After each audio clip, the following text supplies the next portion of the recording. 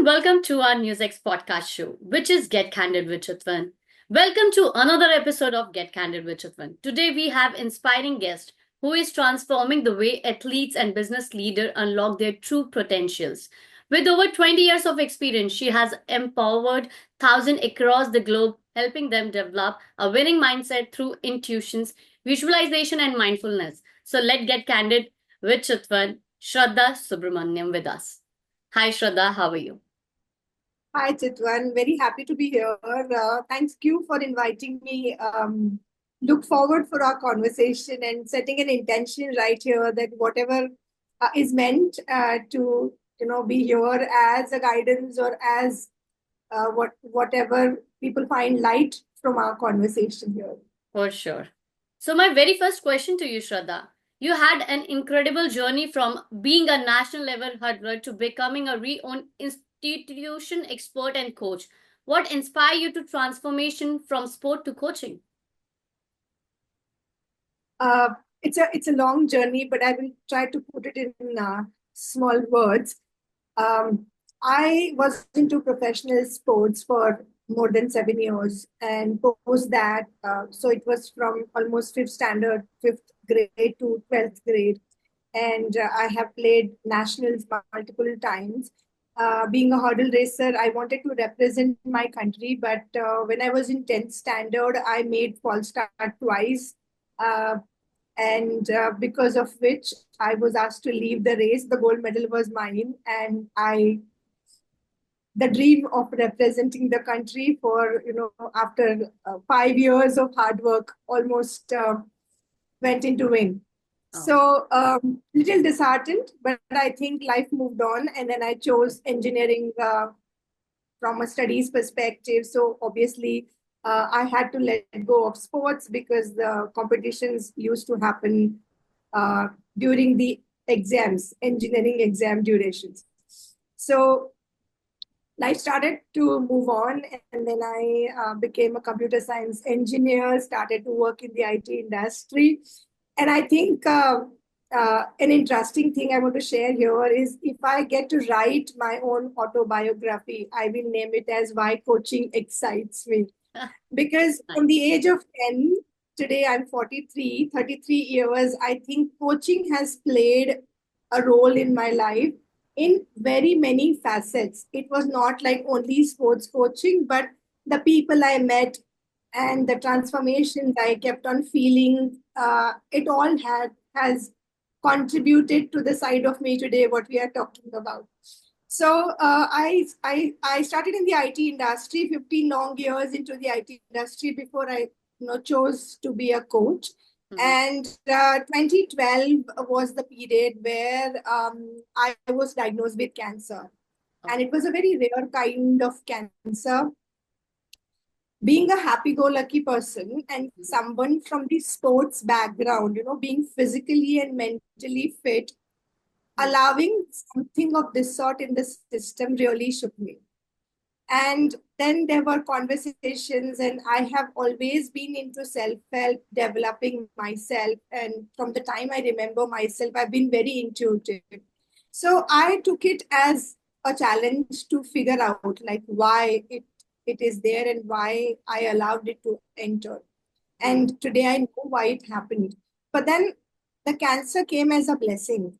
And today I thank cancer every day because it gave me my purpose, the purpose of really helping more in understanding that how our mind works, how our energy is at play in everything that we do, how stress can make or break things, Yeah. be it on the field, in any sport, or maybe in leadership, in any levels, in anywhere in life. That's how it goes.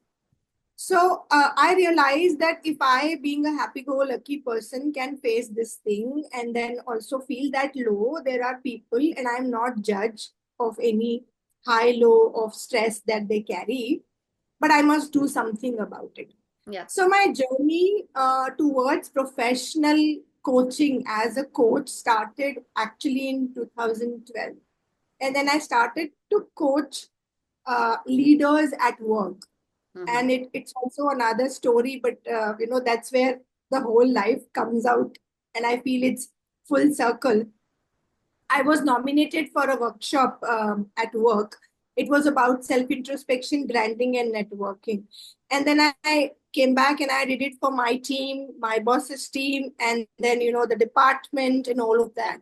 And by doing that, people started to book my personal time to share whatever their challenges were at the leadership level, 20, 25 years of experience people whom I was looking up to as I grew in my career.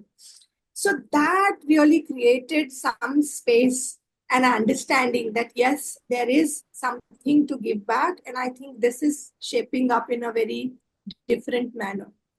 I'm also a manifester and I believe in journaling and all of that. So 2013 is where I just written down that I want to write a book and I want to share whatever I've learned in the corporate space with people. And also, I want to be a mother. So, after cancer happened, I gave birth to my daughter, who is 9 years old today. And the book I wrote in 2018. And now, whatever I wanted to share is in the form of coaching. So, but then that person, person of 16 years of age, she still lived in me to really give it back to my country in whatever way possible. And that's where the connection to sports started again, where I started to coach India players. Some of the players I'm coaching today is outside of India as well.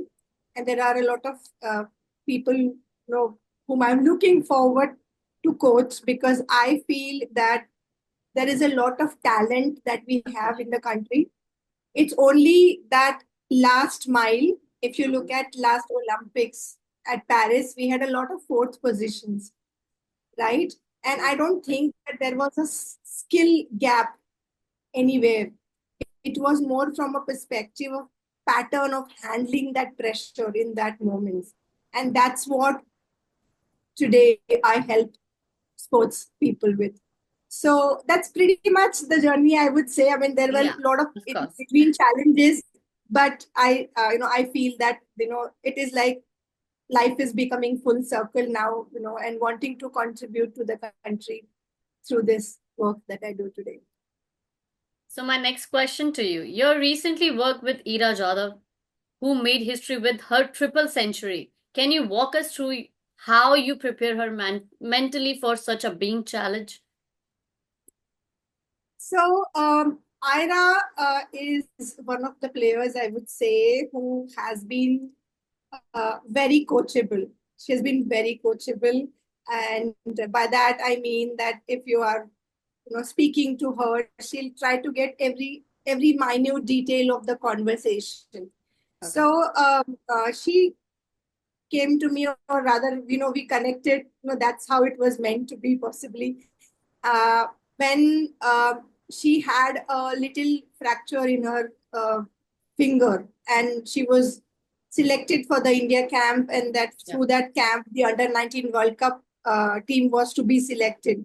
And there she was diagnosed with this little fracture in her finger. And having healed my own fracture by myself, where my doctor had told me I had a fracture through an accident in 2020. And my doctor had told me, you can't, remove the thing. And, it's not possible for you to go and do the sessions on Women's Day. Like, Women's Day was like 3 weeks away. I had a session at Infosys. So I said, I want to do it. And he was like, no, I don't think, that's going to be possible. And then because I could heal myself in that period, I know what it takes for the healing to be faster. So I helped her tuning into her own body. That's one aspect that every player today, when I work with, I always say your body keeps score. Of course. Score of all your wins, score of all your losses, score of everything right there. And it is also there for leaders. But yes, for sports person, it is more important because they have to be agile, flexible. They have to be like all over, fully focused in that moment, 100%. So when we started to do that, her fingers started to respond, very fast, and her healing was very fast. She was given a fitness certificate, in no time, like that. And then couple of things that she wanted to address was some stroke she wants to play, which doesn't come naturally, how all of that can happen.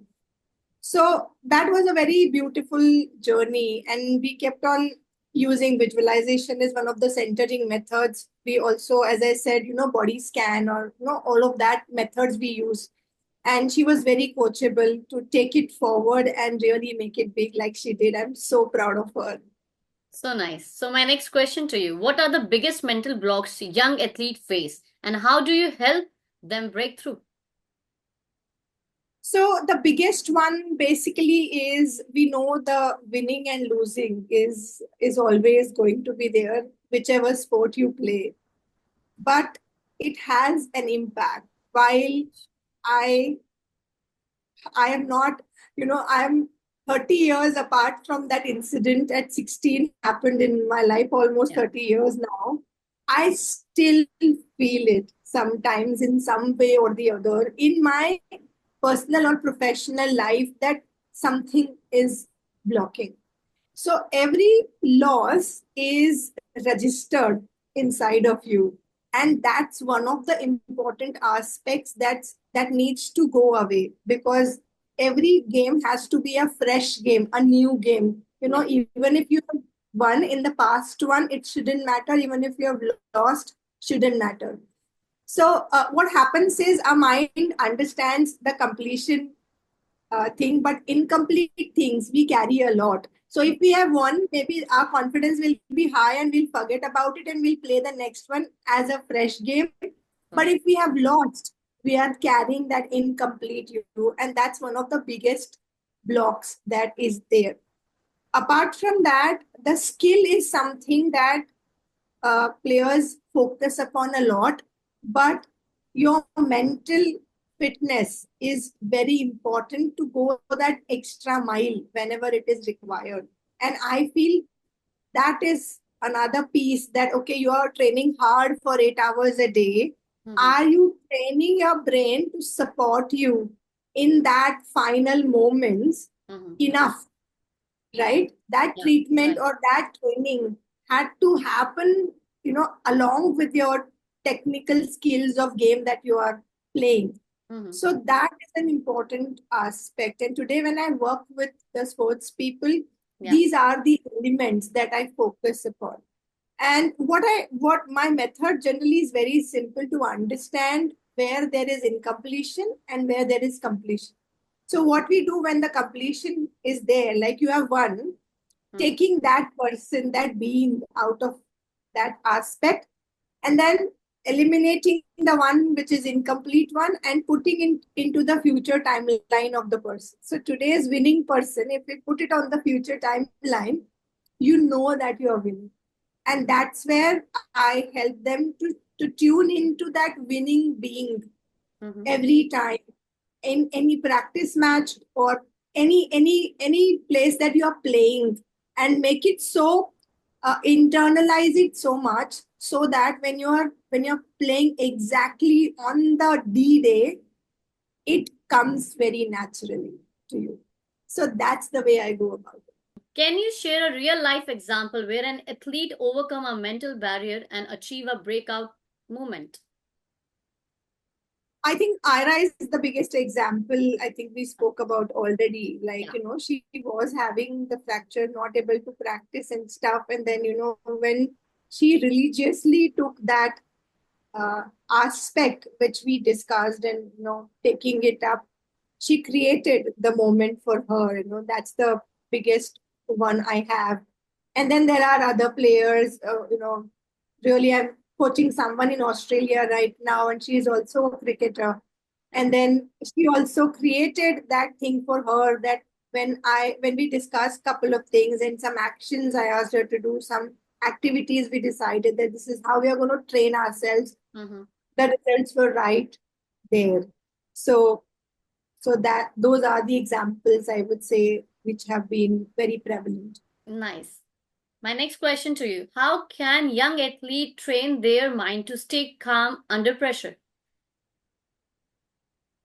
As I mentioned earlier, that if you're training for a skill or physical training when you are undergoing, it's very important to do your mind training as well in a focused manner so that you are able to create that person over there who is Mhm. calm, peaceful, and yet very sharp focused to generate that outcome. And there's no other way you can bring that you in that moment on that day. Because what is pressure if we really decode pressure? Pressure is something where something is feeling out of control, right? Yes, And if the player can feel in charge in that moment, nothing like it. And how that being in charge will happen when there is a lot of knowing. See, pressure comes when also your feeling of unknown is there. What will happen? of How am course. I playing? Mhm. I don't know how the other person is going to play.